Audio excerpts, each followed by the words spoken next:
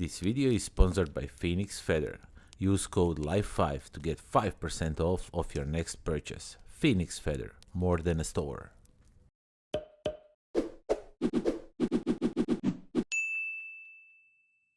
What's up everybody, welcome to the Life of a Board Gamer. My name is Daniel and today we are going to talk about Borealis Arctic Expedition.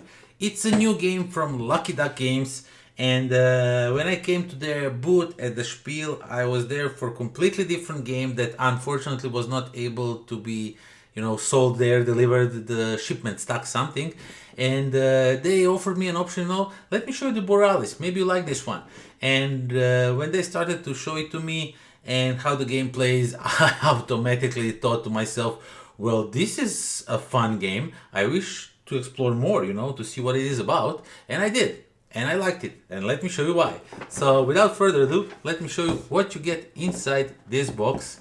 So first of all, absolutely gorgeous artwork, and the rulebook, it's pretty simple. The game itself, it's pretty easy game to understand. There is really a little room for the confusion, and everything. There's even this like achievement thing over here, which I will definitely not cross over because I can't bring myself, to take a pen and write something in the rulebook. But if you want to, there's this thing over here, which I think it's really cool.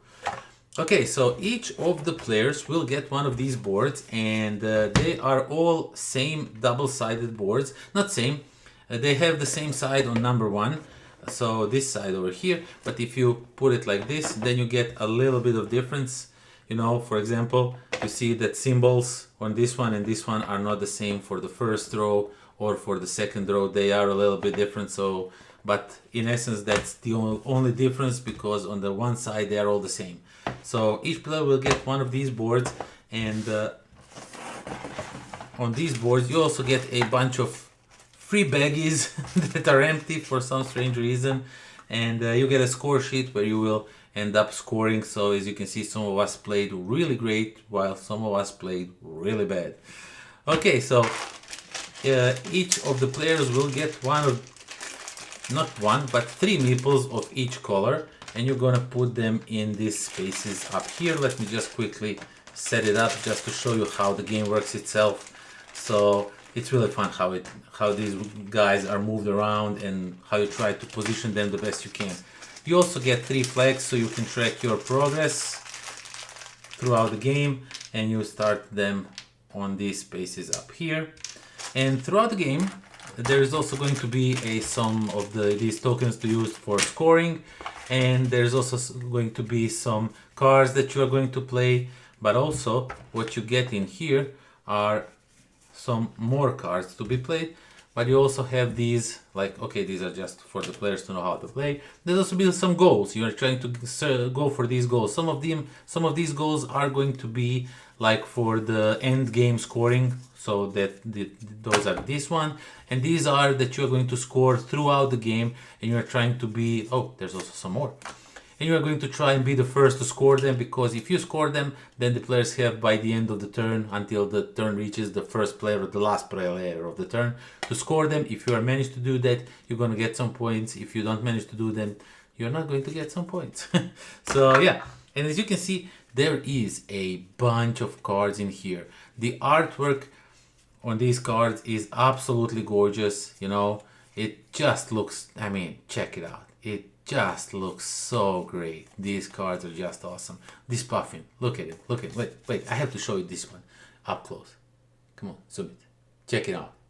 Such a cool looking card.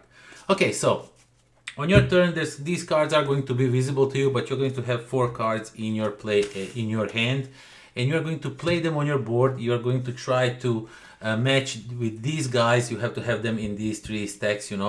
In some of those stacks you have to have them, and you also want to match these symbols up here with these symbols down here, so you can move these tracks and score as many points as you can. So for example, if I play, let's say, this one over here, I have to move the blue one to the left and the yellow one to the right.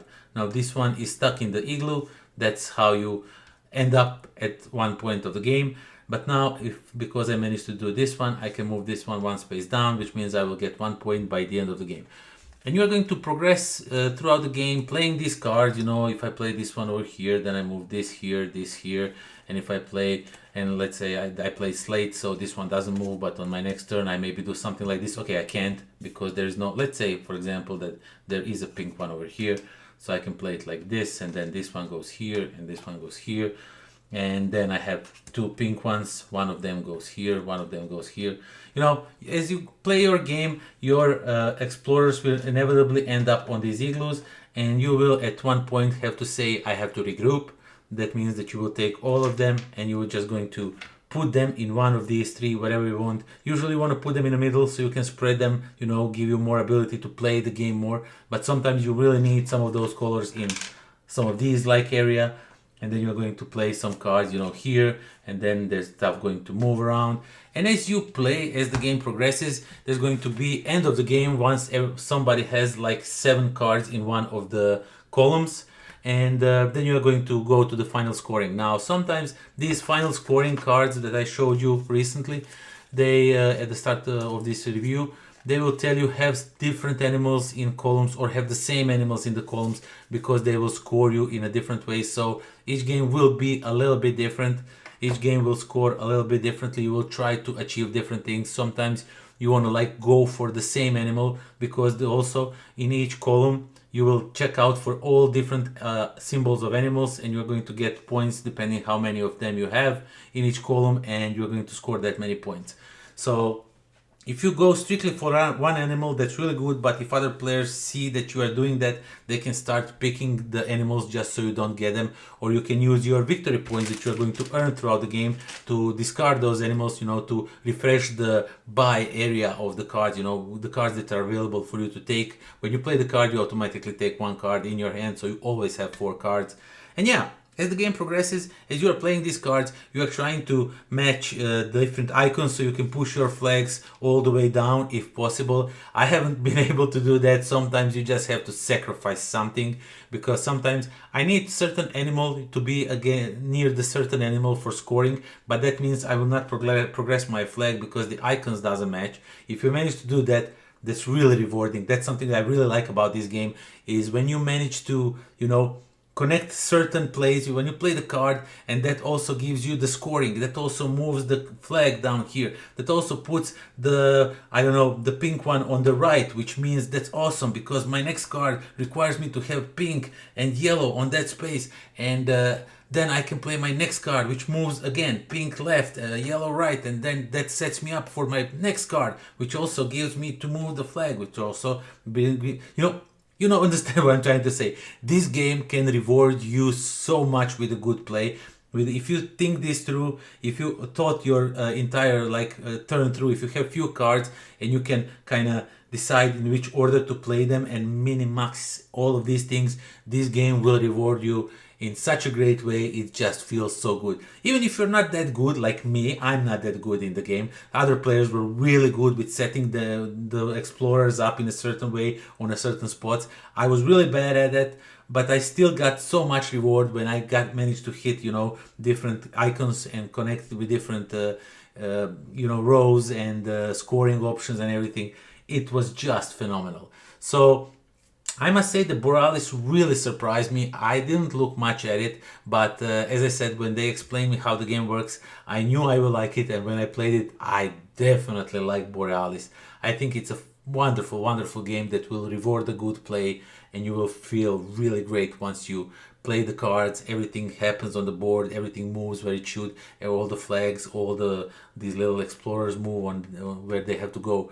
It's just such a great game. So yeah, that is that. Thank you all for watching. Thank you for subscribing, for spending all your precious time with me, you know, for the likes, for the shares, for the comments, for supporting me on Patreon. All of those things help out a lot. And yeah, that's that. Until next time. Pozdrav.